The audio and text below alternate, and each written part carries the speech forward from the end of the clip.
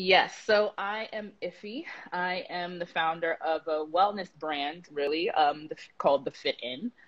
We started as a one little fitness studio, which I'm actually in our tiny little fitness studio that we started with in Bed-Stuy, Brooklyn, and we expanded into two additional locations, not far from each other, but offering different modalities in Hmm. each.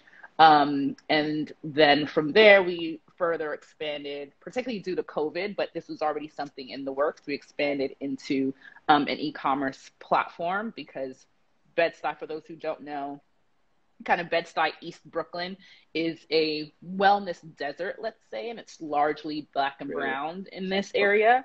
Okay. So it's a wellness desert in the sense that there's not many fitness options.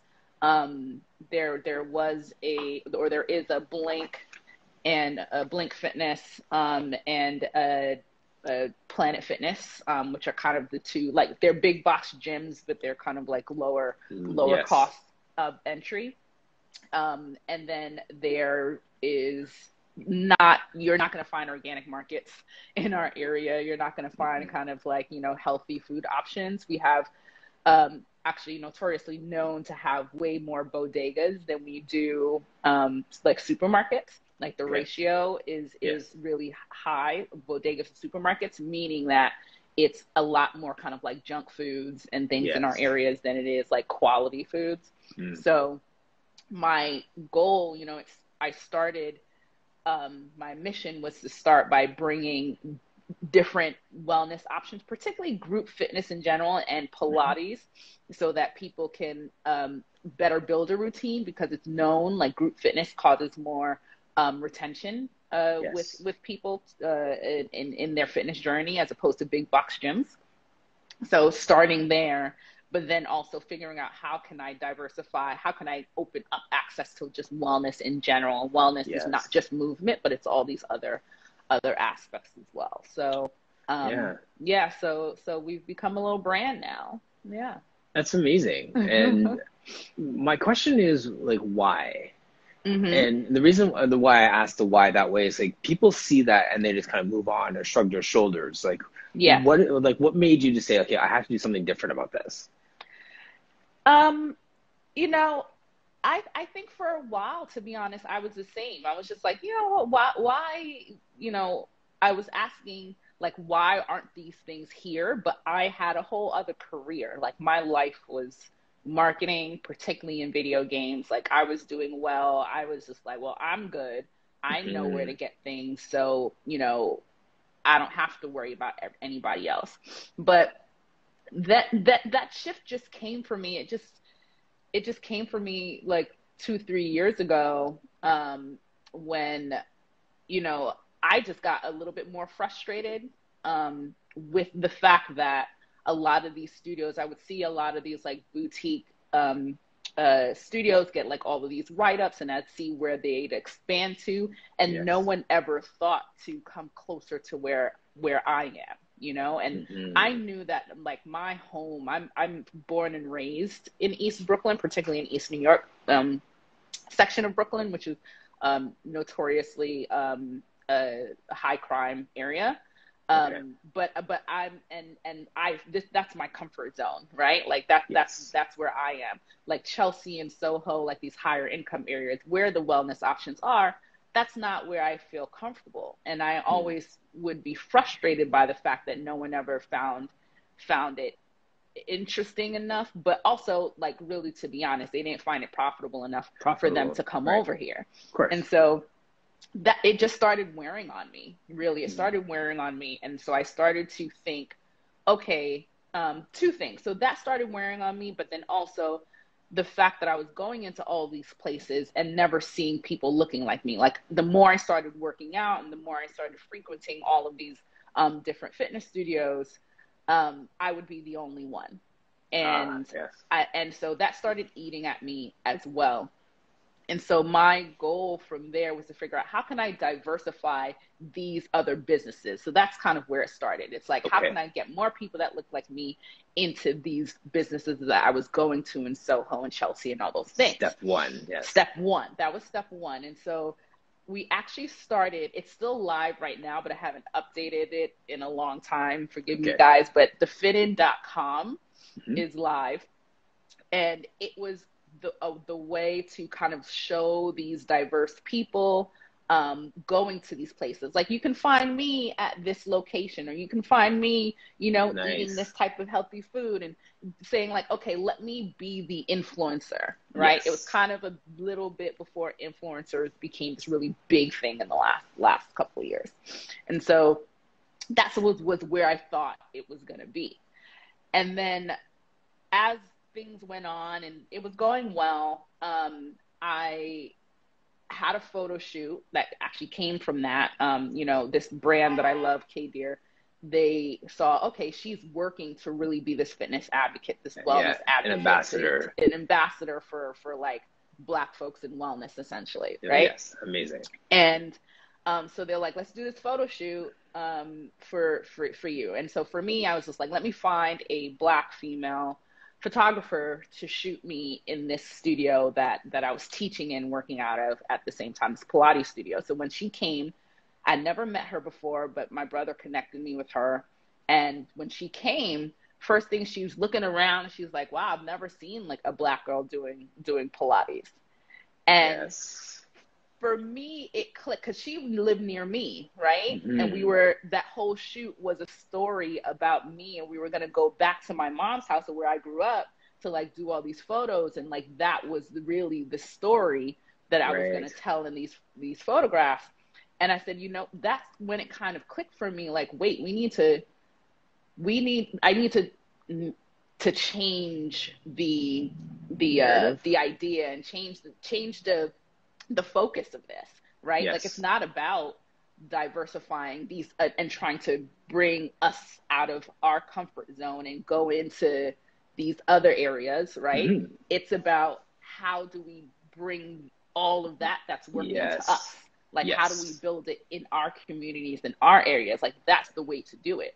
That's how you kind of show that there is, this focus, or there is this access to wellness for us, right? Yes. Because Yes. there's so many barriers that, if you think about it, right? If you think about these studios in I'm thinking Soho, Chelsea, Flatiron, all of those studios, like, the people that live in that area can likely afford those $40 sessions, or sometimes $50 sessions, right? Right. It's not far from their area, so they have that easy access, so that's Mm-hmm. why they can go. And then they're seeing people that look like them, right? So they are Yes. never taking out of their comfort zone. Their daily life, what they see in their normal day to day, is exactly Nothing. Yeah. what, Nothing's nothing interrupted. changes. Yeah. Nothing's interrupted. It's seamless, right? Yes. But Yes. for us, they want us to then to have to travel an hour. Like, it takes, and from like where I am right now, if I wanted to go to Flatiron, it's a good hour long like train ride, right? So you want me to Mm. travel an hour to like go out to you. You want me, I was making good money at the time, but the neighborhood that I'm in is much lower income than those areas there, right? So on average, and Yes. then we talk about, pay gaps right here, Mm-hmm. especially with Black women and between Black women and white women, but also Black women and white men. There's that pay gap there too, right? Yes. So you're telling me that I should be able to then afford to Mm-hmm. pay the same thing that they pay, Right. right? Right. And then I have to see people constantly, and where no one looks like me. Mm-hmm. Everyone's different. So you want me to completely jump out of my comfort zone, right? Yes. And not really, see like why that's a challenge, Right. like Yes. and that's the thing that gets me, is like, they don't necessarily see it. They're like, why can't you just like do it? I'm like, Mm-hmm. because you're comfortable, right? Right. Like, because if I asked you to come over to my neighborhood and Mm-hmm. come work out with me, like, you'll start to feel that anxiety, Of right? course. And it's so much of an inconvenience for Exactly, you. Yes. exactly. Yeah. So it's so I said, let me recreate just those three things, like simple things, like how do I just recreate those elements, so that Mm-hmm. it's something that we have more access to. And so that's really how these studios kind of started. And that's how I think the initial question you had was like, why Yeah. did I make that shift? But that was really it. It was just like a buildup of all these different experiences and all these different things that just started clicking in my head a little bit more. Right. And then it just happened. Yeah. So how did you get that buy-in? Because I mean, like, I'm sure at some point you said that and people were like, well, the reason why that's not there is because there's no money in that. Yeah, you know what? No, it wasn't. I didn't really ask anybody whether to There do you it or go. not. I think that was it. Well, there you go. I That's the didn't. workaround right there. Yeah, I didn't ask permission. You know, it was gonna be. You know, there's that saying: "Don't ask for permission, ask for forgiveness." You know, Yes. and so that was the case here. It was something that I felt. There were two things to it. I said I had this idea of if I build it, they will come, right? Yes. Yeah. Like there's no example, you know, that I can really there were a couple of yoga studios in the neighborhood, and yoga became getting a little bit more in vogue, I guess, Right. within our community. But any other modality, any other kind of like boutique fitness, like there was no example. Nothing. Right. Right. I didn't have a model. I didn't know. So it was just like, let's see what happens. But I also knew I was making good money at the time. I was a marketing executive. And so at a big billion-dollar company. And so I said, if this doesn't pan out, I can afford this rent. So like, it's not a big deal for me. It was, you know, low overhead, right? It really is a box of a space, right? Yes. Like I said on the panel, you walk in, that's class. You're in the class, yeah. You're in the class. Yeah, no vestibule, no exactly, opening. no check-in, no nothing. I'm literally sitting on like the bench that's next to like our counter. You know what I mean? Right. Like it's there's not a lot of overhead. So again, that doesn't pass on in terms of over to the clients or anything. And for me, it was, you know, this area, like the rent is maybe 20%, probably even less than that of what folks pay in the higher area. So I said, if this doesn't pan out, I can cover this. You can eat it. You know, I can eat it. It's not a big deal. And so it's like, let's see what happens. And as a marketing executive, like that's where I knew that's where the work is going to happen. I need to figure out how to get the word out that we're here and how to introduce, because we're talking about, it was a Pilates studio. I wanted to make sure that people were introduced to Pilates, right? Amazing. So yes, I had, with no apparatus, no equipment, like people, even though equipment is more supportive, they're more scared of equipment than they are of the mat, right? That's the irony of it. That's the irony of it. Like the equipment is like, that looks like a torture chamber. I don't know what that is. That looks like some S&M stuff. Like I am not doing that. So, and you know, knowing that, you know, the mat for me, that would be a low overhead as well, low cost. Wise. So I can test out people's interest, engage people's interest, and then say, okay, once we start seeing the classes getting filled up, all right, they're ready for that next level.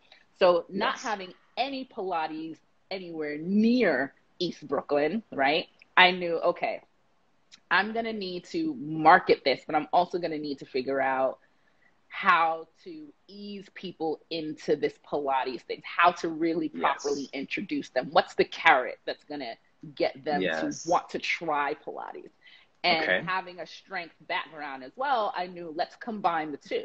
So let's make this studio a strength training studio that also offers Pilates. So it's and Pilates, you sneak it in classes. there. You sneak it in there, right? Yep. You know, they'll come and they'll fill up because they know what a squat is. They know what a bicep curl is. Yes. Everybody's like, I want to lose weight, so let me like sweat. Like that's what they know, right? But then you start seeing their squats and it's like, your that hip flexion, like your range, like I think you should try Pilates. Oh, your back's starting to bother you a little bit. You know what's great for that? Pilates. Like, you know, like starting to introduce them slowly into that world. Right. And that's what really started to build things up. Like, mind you, there were people who were just like, they were a bit scared of the strength training because they're like, I don't know what you ladies are going to do to me. Right. So they kind of like knew, and they've also heard from like their doctors, oh, you should try Pilates. But, Of course. doctors always say like, oh, go try Pilates. But, it's like mat is like the worst one Yes. to start with. Usually if your doctor has to tell you to do something, then you want to Right. like do something that's more supported, right? But they always heard of it, but they never got a chance to try it. So there were people coming for Pilates for that, but we definitely were able to back people into Pilates as their like complementary form of movement Yes. for their strength training work. And that's when things started to really connect with the That's community amazing. here. And so we, like, out the gate, we're profitable. Month one, we're super profitable. We did marketing leading up to it. For a couple of weeks up to the opening, and then we were doing extremely well during the opening, and then like continued to do well. And as like we got profitable, so we opened March 2018. By November of 2018, we opened our apparatus studio. So we opened our Pilates Reform studio, which has reformers, towers, and chairs, right? So that even, like, you don't find that in the, sorry, my nose is running a little bit. You don't find that in this, in that area. In the area, but you don't really find that a lot in the city even. Like, a lot of our studios are reformer based. They're either private studios, like, so they have all the apparatus, but it's more for private sessions, or you find group reformer.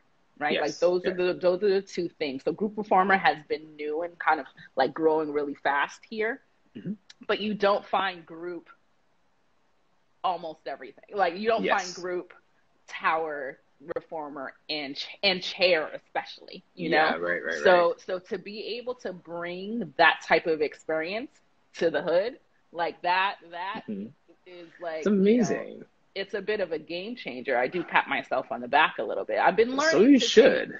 I've been learning to take, with my therapist, to take more credit.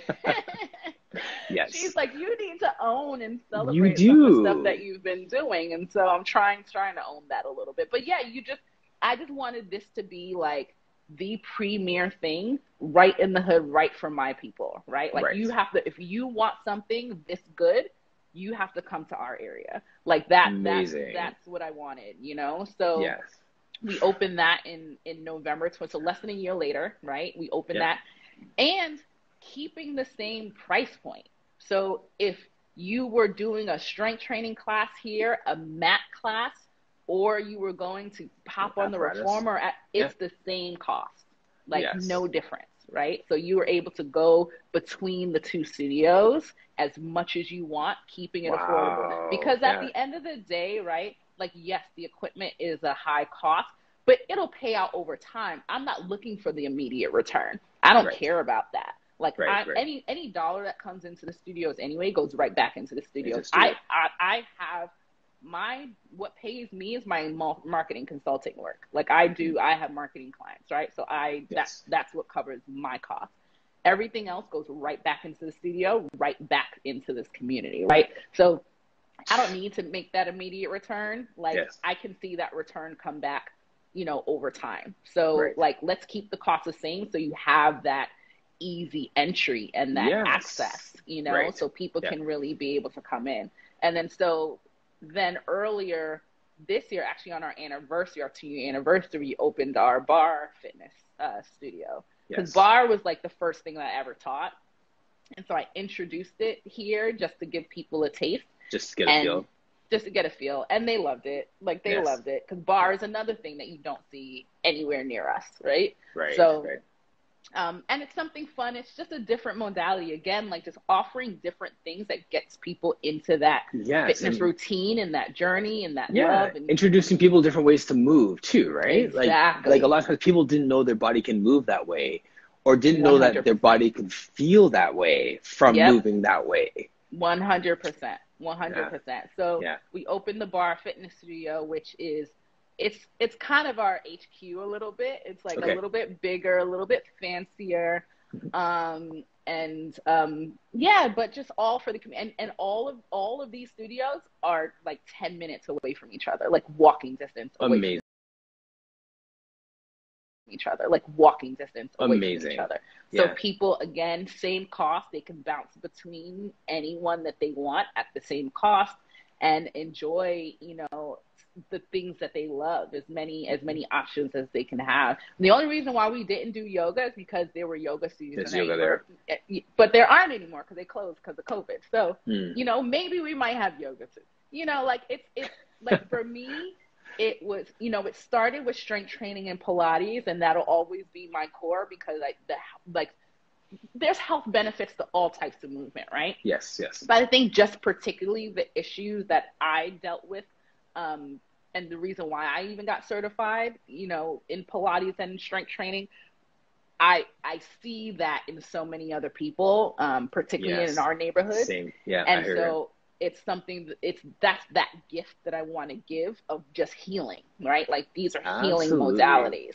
So I Yeah. want to give those. But overall, just like, just wellness and movement and Mhm. exercise, like across the board, is what I want to keep providing to my community, and particularly,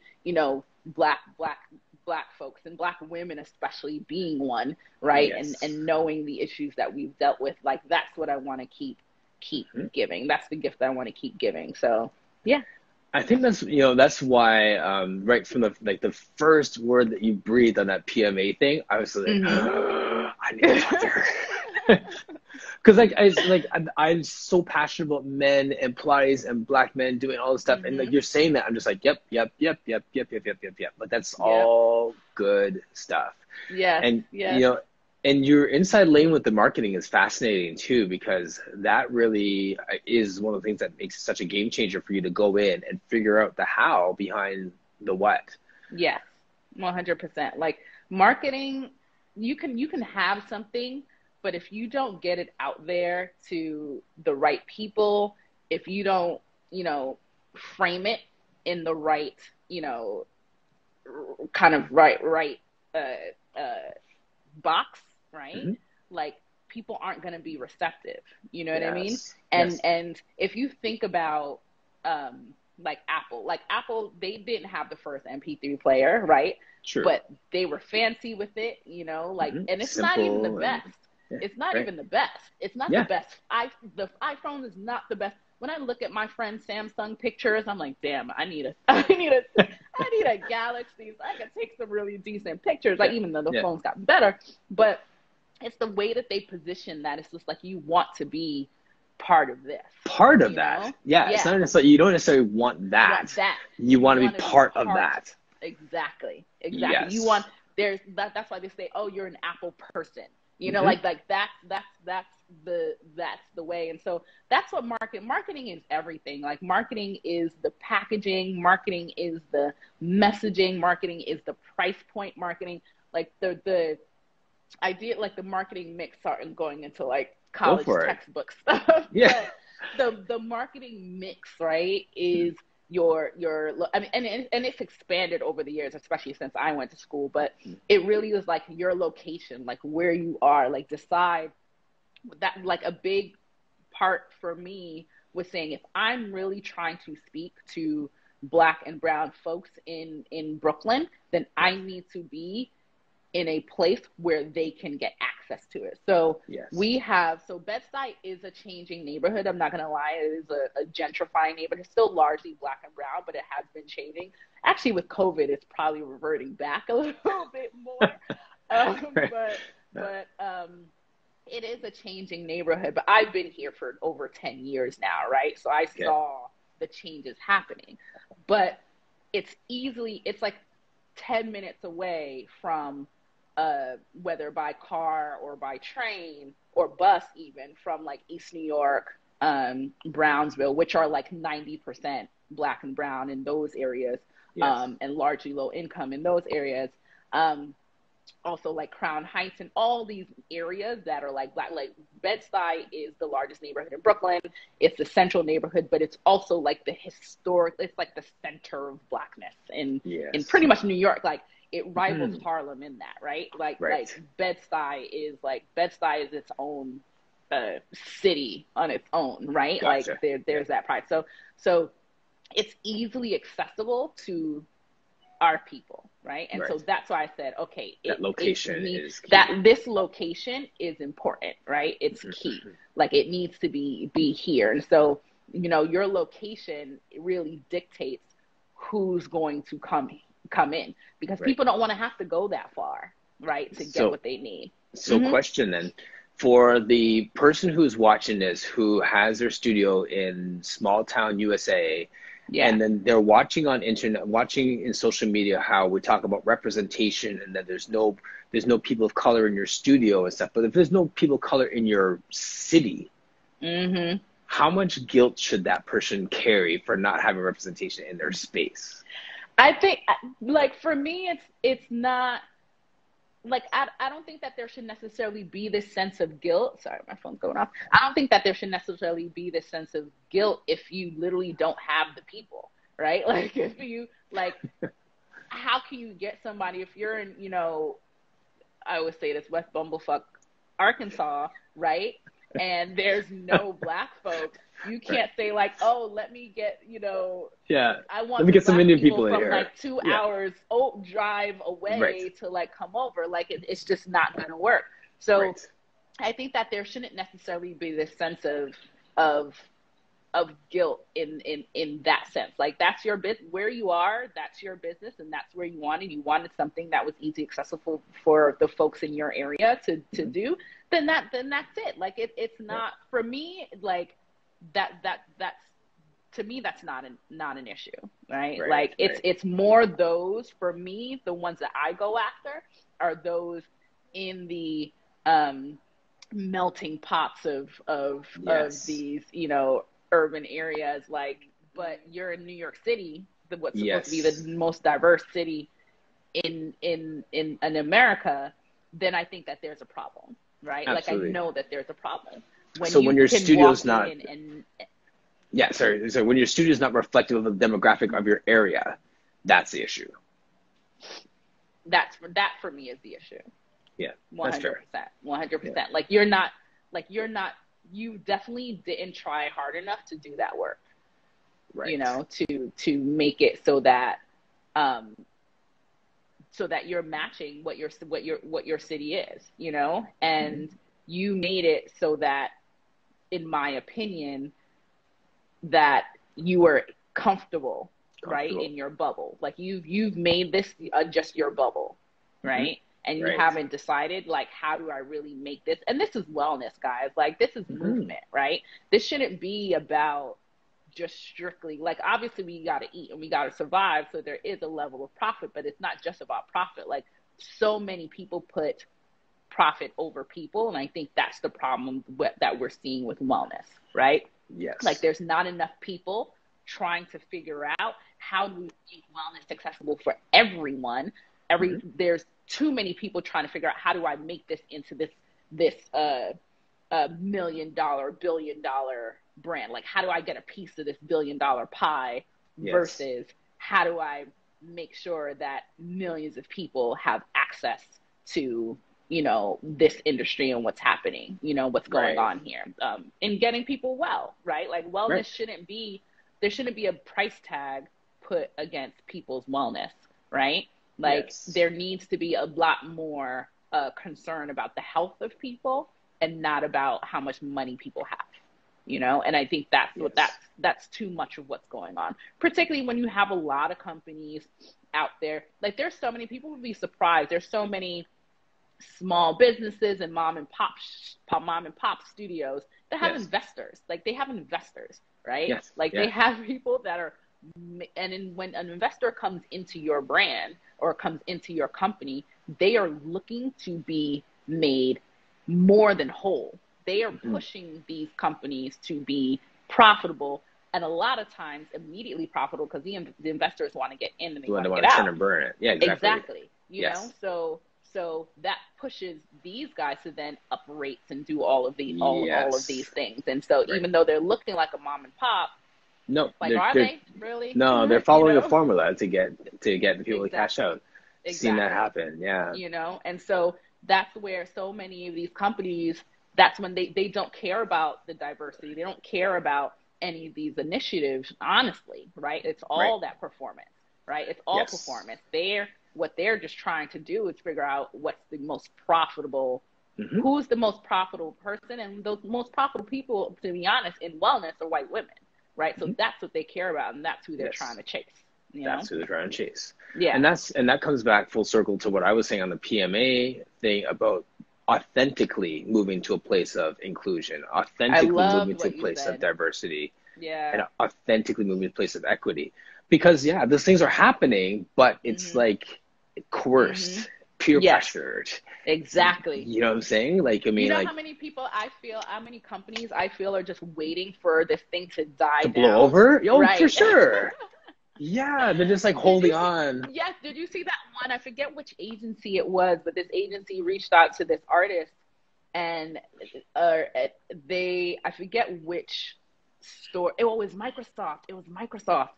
They have, when the protests were happening here in the city, a lot of stores had boarded up, Mhm. you know, to protect the windows. And the agency from Microsoft wanted this artist to come in and do an art installation on the board. But the way they messaged it to her was, "We want you to do it while this is still relevant," right? So it was like, Oh, oh, okay. and it was like a week from that day. So Yeah. so many people are waiting for this to like die down and blow over, but guess what, boo? It's not.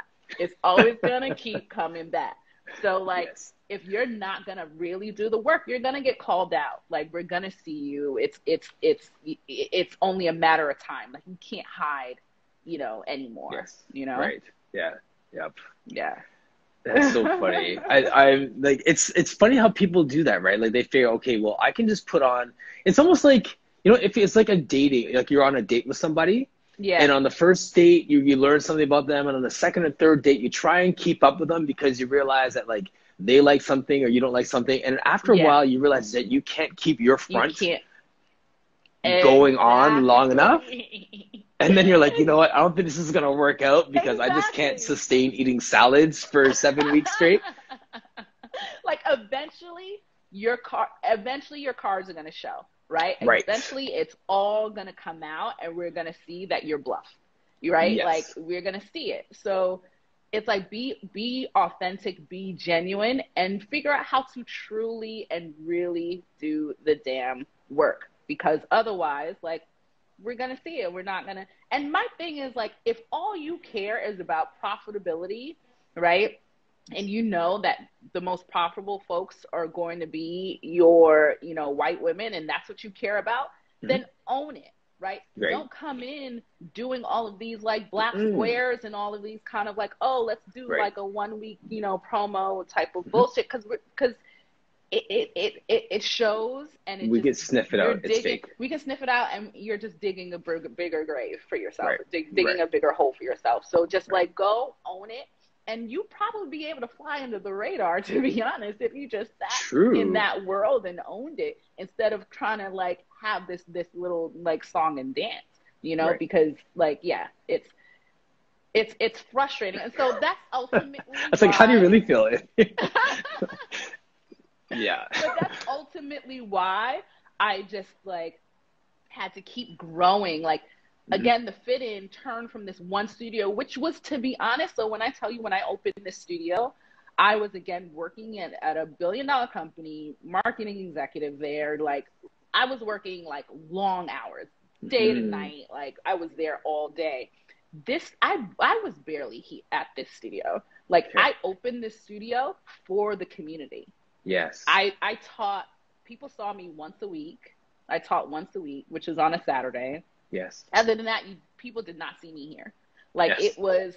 I didn't get to work out here, nothing. This was something that the community was able to enjoy, Right. right? I have a This question for was you a, on that, but yeah, go on. Yeah. Go. Go. Go. but this was a side thing. This was Mhm. just like something on the side. My trajectory was always marketing executive. I'll go to even a bigger company. Then I'll be like, own my own marketing agency. Like, that's Yeah. where I saw That myself. was your trajectory. yes, until this started to become a behemoth, and even the clients were just like, yeah, you got to give that up. Mm. Like that you got to give up that other job, because this this is where people weren't able to get into classes. Like, it was growing more than I thought it would. Yeah.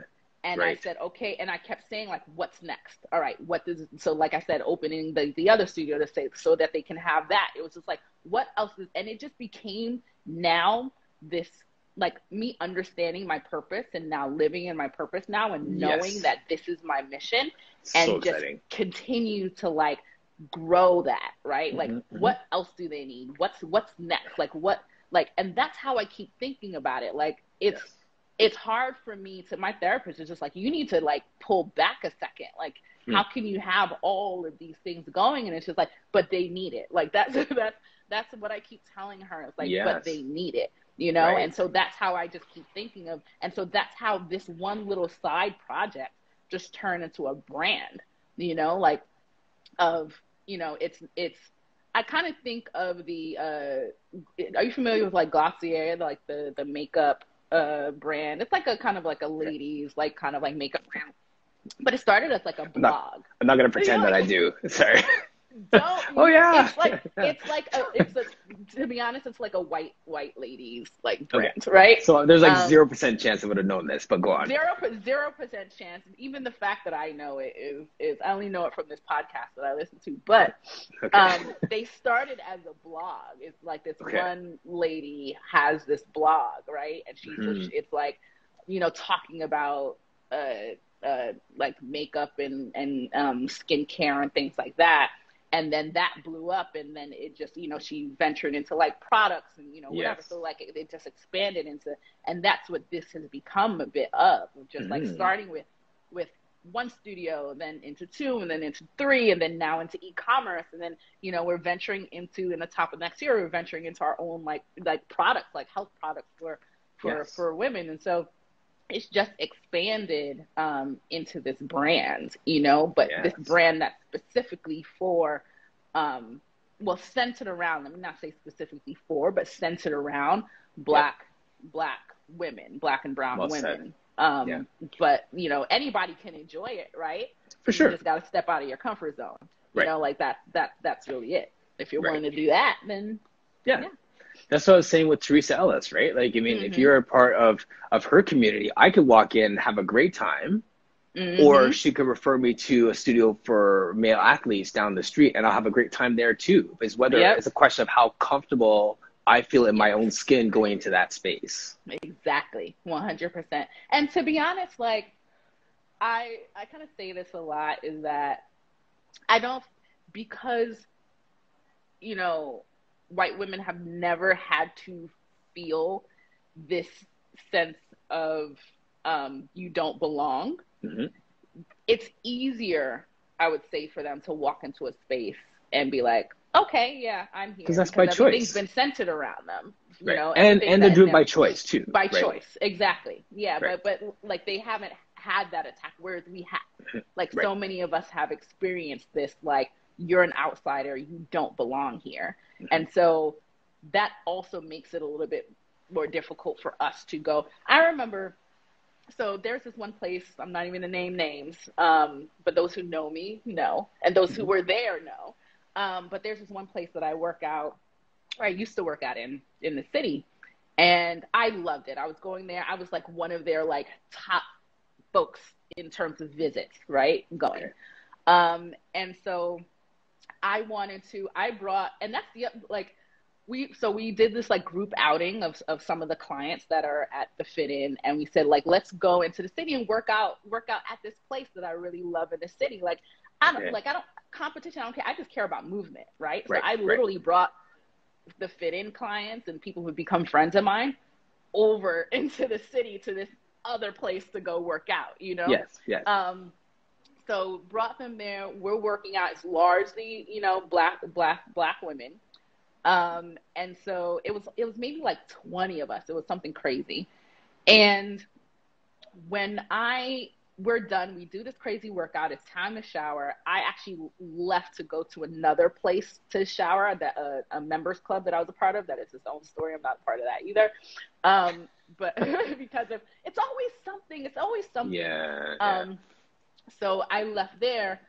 But what happened, essentially, these women were made to feel like they didn't belong, like they were rushed out. It was just like, oh yeah, you can't hang here. Like, we're closing. When at the end of the day, this place you're loitering like teenagers. Exactly.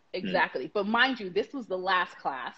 It's 20 something people like that need to like clean up, shower before we go to dinner. Yeah. And we had seen the closing time online was a lot later. It was like, said something like closer to 9, and it was like 8:00 that they were trying to rush this group of Black women out, right? Yeah. And so I sent a scathing email. I was frustrated, and they were treated like very disrespected during that time.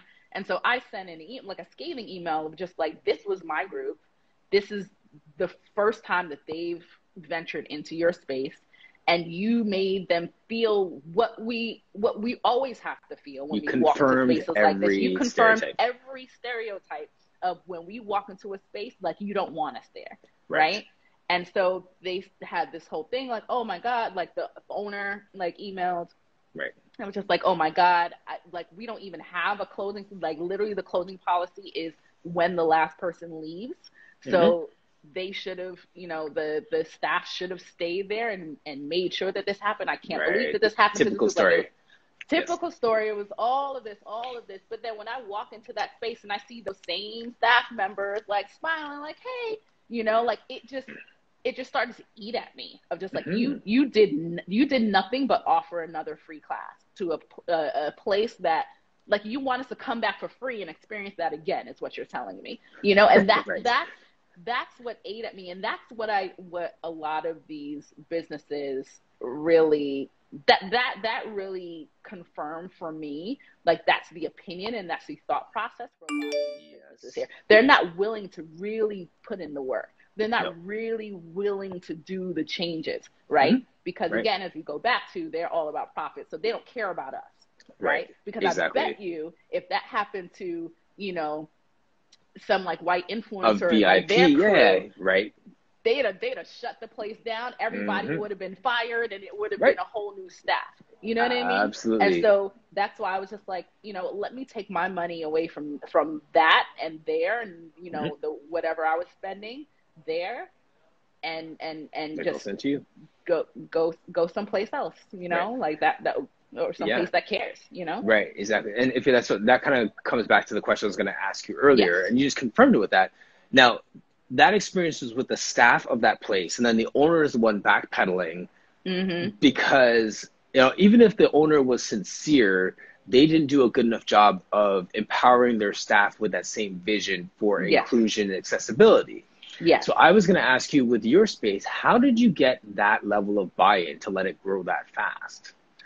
I think from a staff perspective, like, it was the people that have worked for me and that continue to work for me and teach here, they understood what the mission was, right? And they were all about it, right? Like, they're just like, we feel the same. We've experienced the same, and we want our communities to get healthier. And so that's what all these instructors come in knowing, right? And they know how to, they know that them leading a group of largely Black and brown women, they know that there's something different, because we've all experienced being the only one in a space led by white folks, in a space of white folks. Like, we've all experienced it.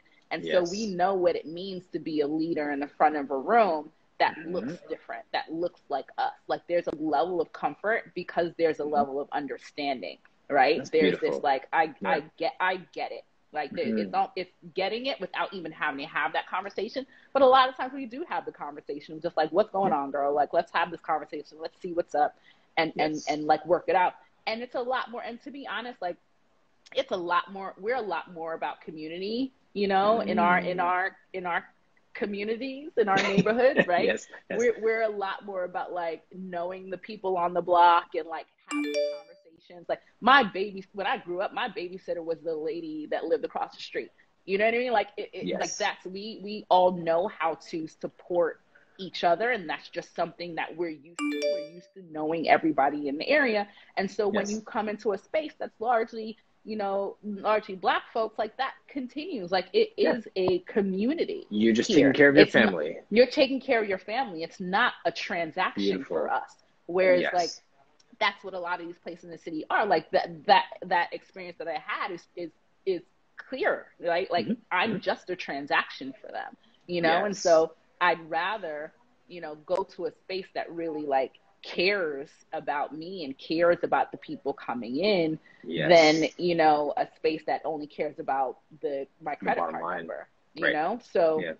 so that's what we've been able to do here. So having the right people as the leaders in the room has helped develop that community. Like one, having the right founder, right, in me, like Yes. hi, Yeah.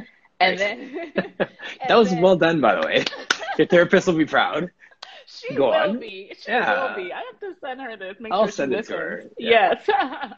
But so having the right founder, and then the founder bringing in the right staff members, right? The staff Yes. members that really get it and really understand, and then that helps create the community, right? That Yes. helps create an experience for folks to be able to come and have a good experience and want to come back and want to like be a part of, wanting to be like you're the Apple person, wanting to be Yes. that fit in person, like that, Absolutely. like, so creating that. And I think another thing on the staff part, on the instruction part, is that as I've been an instructor in a largely white space, right, in a couple of largely white spaces, and there's just this level of there's this lack of respect that we tend to get when we're at the front of a room, and because we might not be the ideal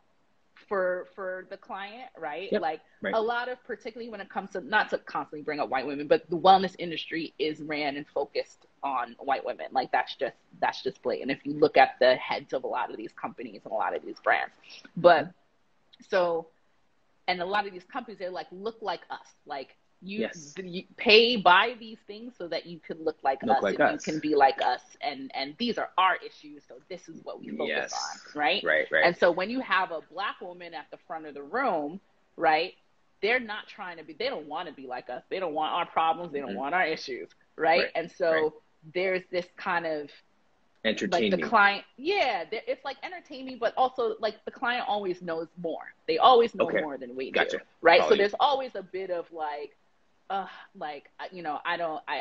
can't, like, they don't want to necessarily take our class. They don't want our products. They don't want, our things, right? When you're in those types of spaces, those spaces that are largely kind of like white, right? Black men tend to fare better in the front of the room because, hello. You're not trying to relate to You're that not trying too, to, right? but it's like, there's an attraction there. Like there's a, like, see me there, right? So Black women tend not to fare as well in, like, particularly when you're talking about strength training modalities, right? Like we don't fare as well in those spaces. But so we there tends to be a lack of respect from the client side, but also from the company side, right? Like there's just this like blatant disrespect, and that's just across corporate America, but that that doesn't fall off when it comes to these smaller operations, right? So when they come here and there's all these clients looking at them, it's just like, you are like, you're amazing, you're an expert, I listen to you, I come to you, I respect you. It's just a different experience, right? Like anytime I'm in front of a room, I'm in awe every day, right? Of just like, wow, these people showed up again. They came back, and it's been it's about to be 3 years, and I'm like, whoa, they came back. Because you're just like, you're constantly feeling defeated when you're teaching in a lot of these other places. But when you come here, it's this level of understanding. There's just this reciprocity that happens. Like you get them, they get you, and it's just this experience that really can't imagine teaching anywhere else. Like Right. I really can't, you know? If he, Yeah. when I have these conversations, my wife always jokes with me about me going on a date every single day of the week because I'm getting to have these conversations with people and just like hear their stories and learn about their ambitions and stuff. And I love it because like someone just put in the comment section right there, learning so much from this. Thank you. It's Oh. we're Oh, hey, Allison. we're getting so much out of these conversations, and Yeah. it goes by so fast. We are Yeah. at 58 minutes. That is Oh, wow. insane. And Um, that was so good. Just conversation, which is great. Just like yeah, really it's open, genuine, honest conversation. yeah.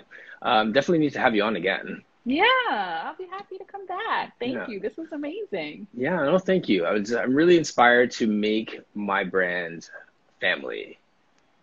Yes. That is really one of the major takeaways from this. And I know Yeah. Joel Crosby's on there, and I know like Alexa works there, and like he does such a great job of creating a culture of family where he does his work. And that's the challenge. I take Yeah. that as the challenge as I'm growing my space to just make it family. Make it family. Figure out how to make it so that people they feel welcome, they feel loved, and they feel it's a minute, it's a an hour or however long where they can come into a space of just like acceptance and feeling like this is their time with you, and it feels Yes. like Thanksgiving every day, Love every it. time they show up. So good. All Well, right. thank Thank you you, my so friend. much. All right. Yes. Yes, definitely do this again. Invite me on anytime. Okay. Sounds good. All right. Take Take care. care. Yeah.